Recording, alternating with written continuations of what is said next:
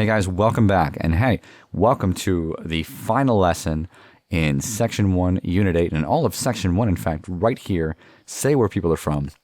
The final unit of the first section, final lesson of the final unit of the first section. Let's hop right in and wrap up this whole section. See how far we've come. De. Él es de Cuba. Él es de Cuba. Él es de Cuba. So, he es de Cuba is from Cuba. Él es de Cuba. There we go. He is interesting. So he, that's L with the accent mark. And we'll say es is interesante. Él es interesante. Very nice. Carmen es de México. So Carmen es de Mexico. So when we say es de, it means is of, but essentially what it means is from Mexico. Carmen is from Mexico. Carmen es de Mexico. Mexico. Mi abuela de Mexico. Well, I think it sounds like es de Mexico. Mi padre es cubano. My father is Cuban. And mi madre es de China. And my mother is Chinese. China. Or is from China. Mi something es interesante. So I think what our best bet is here is China. Mi abuela, my grandmother, es de Mexico, right? And mi familia es interesante. My family is interesting. It doesn't really work if we say my telephone is interesting or my suitcase is interesting. It's got to be es. Es familia. There it is. Pedro es mexicano. Pedro es mexicano. Oops. Missed my space. Oops, too many. Mexicano. Tell you what, sometimes I do this on the phone and my autocorrect is just havoc with these things. Does not understand I'm trying to type Spanish language. There we go. The girl, la niña, es mexicana. And watch this. La niña. If it were el niño, would be mexicano. But that's from the guidebook at the very beginning. We structure the adjectives to suit the subject here and to respect the gender of the subject. La niña es mexicana. Man, I wonder if sort of this newer gender ideology is playing havoc with languages, with gender-respected languages. Vivo en Cuba. Can't imagine that it's not. Vivo en Cuba.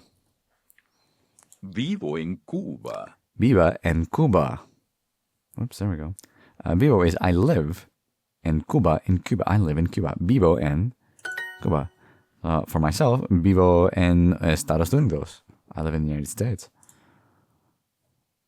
Ella es de Mexico. Es de Mexico. She's not Mexicana. No, she may be Mexicana, but we're not saying that. We're saying ella es de. She is from Mexico. So we just say Mexico. We don't say Mexica. Juan es cubano. Juan es cubano. It's important to remember that we only use that adaptive mechanic on adjectives. If he is from Cuba, we don't say Cubo or Cuba. We just say Cuba. That's the name. If it's an adjective, Cuban, we put O or A according to the gender of the subject. I am Cuban, so we'll say yo soy, or we'll just say soy, in fact, we could say. And here's an adjective, right? We'll say Cubano, and I'm going to go ahead and assume Oscar's gender and be bold. Cubano. There we go.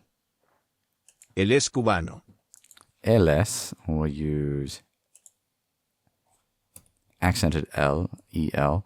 That's he, él es. He is Cubano. He is Cuban. Nice, 11 in a row. Julia, Julia, S is, and we're going to use the same thing again, interesante. I guess we put an E at the end. We don't do interesanta or interesanto. I guess only some adjectives, huh? Interesante. Julia es interesante. Julia is interesting. Ella es cubana. Ella. not Elsa. Ella es cubana. A lot of conversation about Cuba in this lesson. Ella, she is cubana. There we Me go. llamo Juan y soy cubano. Ella es Mari. Mi esposa es mexicana. Mi esposa es mexicana. Okay. So we've got, let's listen to it one more time, a little slower. Me llamo Me llamo, my Juan name. I'm y Juan, soy cubano. and I am Cuban. Ella es Mari. She's Mi Mary.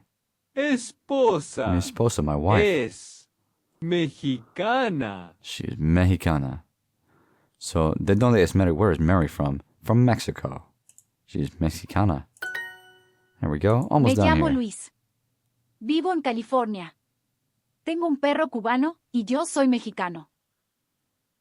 So, Luis, it says, listen for it, from California. Me llamo Luis. I'm Luis. Vivo en California. Vivo en California. Tengo Live un in perro California. cubano y yo soy mexicano. Tengo un perro cubano. I have a Cuban dog. Huh. Okay. So Luis es de Estados Unidos. Vivo en California. Lives in California. Oops. What do I... Let me listen to it again a little more slowly. Me llamo Luis. Me llamo Luis. I'm Luis. Vivo en California.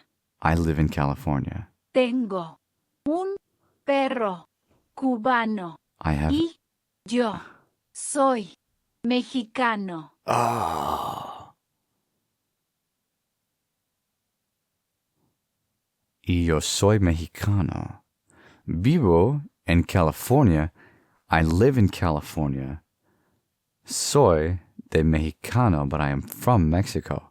And I have a Cuban dog. Well, fair enough. Fair enough. It does say soy de Mexico at the very end. And I lost track of it in the density there. And I feel like it might have been fair to say es de Estados Unidos, because that's where he's currently living.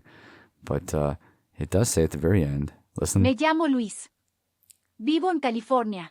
live in California. Tengo un perro cubano y yo Cuban soy dog. mexicano. Y yo soy mexicano. It's from Mexico. Well, how about that? Me llamo Luis. Vivo en California. Tengo un perro cubano y yo soy mexicano. You know, it's the last lesson of the entire unit, and the last question. It's fair that I would get that one wrong. Can't be perfect all the time, but we can do our best. How about that? I'd still say that's very well done. How about that? 7 minutes on that one. Yeah, I had to park it a little bit there. Learn a few new things. Here we go. Thank you guys for following me all the way through Section 1. Duolingo Spanish Language Tree. Here we are, 3rd place of the Emerald League.